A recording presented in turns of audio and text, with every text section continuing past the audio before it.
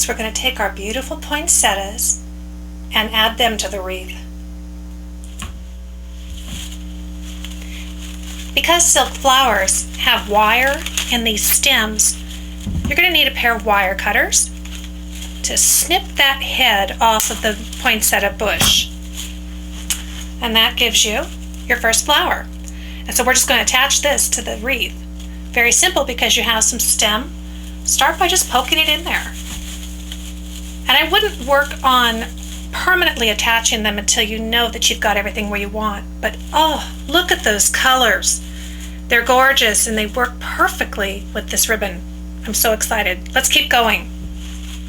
I think we'll put this last poinsettia head down at the bottom because I think we're going to use perhaps this top section to highlight a big, beautiful bow.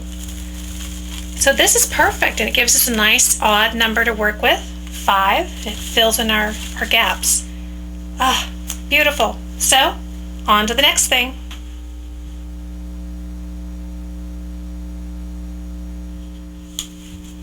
It's important to note when you're assembling your wreath that we're working from the largest items to the smallest items.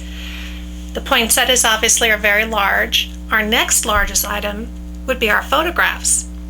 And again, we're not going to worry about permanently attaching any of these items until we have everything laid out exactly as we want it, and then I'll show you some of those details about how to make it good and secure. So let's add our photographs. Take your first photograph and find a location where you think you'd like it. I kind of like tilting them a little bit rather than having everything perfectly horizontal. Kind of keeps it interesting. And again, we're not going to permanently attach it yet. Now, since we did 2 different types of outline designs for our photographs, I'm going to mix them up a little bit versus having the 2 heavy borders on one side and the 2 lighter glitter borders on the other. We'll put her right here and perhaps tuck her up here. Now that just gives us a general idea, but feel free to move some of these poinsettias around to make sure that you're highlighting the most important thing, which of course is your photographs. And again, that's why we didn't wire them in right from the beginning. I kind of like tucking that little leaf over like it's holding on to the beautiful photograph. And again, this one, she's hiding a little bit back behind this one, so we're going to move it down, keeping in mind that we're going to have a pretty large bow here, and we don't want her to get lost in the mix. There. I think I'm pretty happy with that. Our next item are the Christmas balls. I love these. So open your package of balls, and aren't these gorgeous? There's 27 balls in this package, which is terrific. We won't need them all for this project unless you really want it to be very, very full, which means you're going to have extra materials for more wreaths. Go ahead and just place these where you think you'll want them. Again, we'll wire them in later. You know, I think it was really interesting as I was going around the craft store, and I noticed they had a lot of ready-made wreaths up on in display on the walls. And they were very pretty, but they wanted at least $50 for a ready-made wreath. All of the supplies for the 2 wreaths that I'm showing you today cost me just under $40. And taking into account that you've got even leftover materials to do more wreaths, that's a real bargain.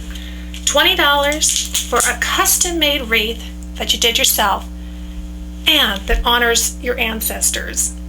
It couldn't be better. So keep just placing these around, and again, we'll wire them in when we're done. Now we're going to go back to this tray of trinkets that we found. This is really what's going to give it that extra special flair that has a romantic heritage type feel. This is just stuff that I found around the house. I mean, I like to think I'm not a pack rat, but maybe I am. But whenever a beautiful piece of jewelry gets broken or whatever, I go ahead and I toss it in my toolbox drawer and hope that someday I would have a project for it. Well, now we do. I love this. It's an old watch that I had. I just kept the timepiece part. It will look great on the wreath. I think the way I'm going to approach decorating with these trinkets is to work around the inside of the wreath circle. Let me show you what I mean. Now, because these trinkets and pieces of jewelry and buttons and that type of thing really can't be laid on here and adjusted, I am going to just take the plunge and use my trusty hot glue gun as I go to attach these different ornaments.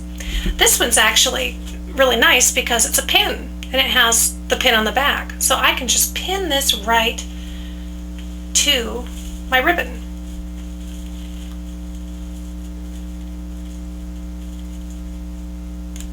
In fact, I love this pin because it has a pair of scissors hanging from it, and let me tell you, that well represents the women in my family who were all adamant sewers and seamstresses. They were just wonderful.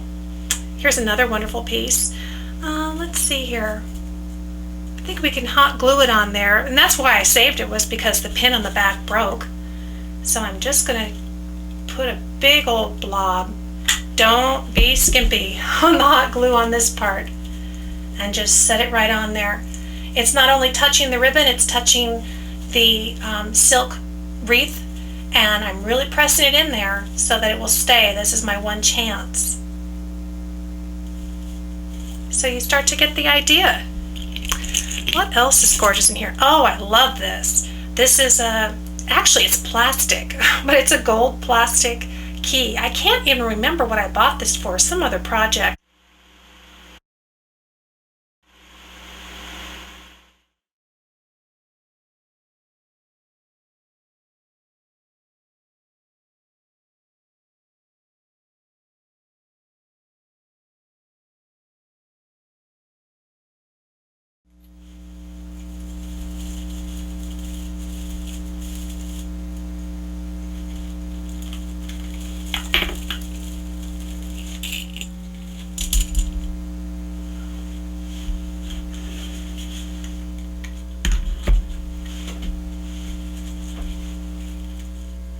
Well, I think our wreath is really shaping up, don't you?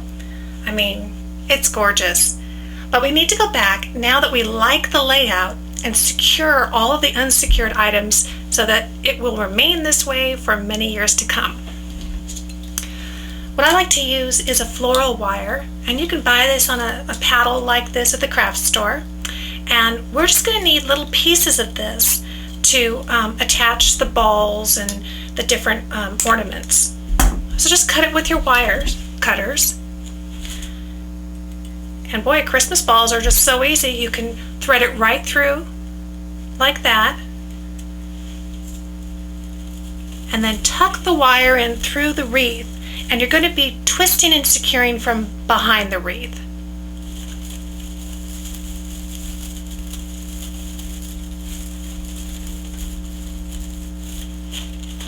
There's one. Great, so it won't move. So this is the time-consuming part, but take your time, do it carefully so that you don't disrupt your arrangement, and have fun with it, because when it's done, it'll last for a long, long time.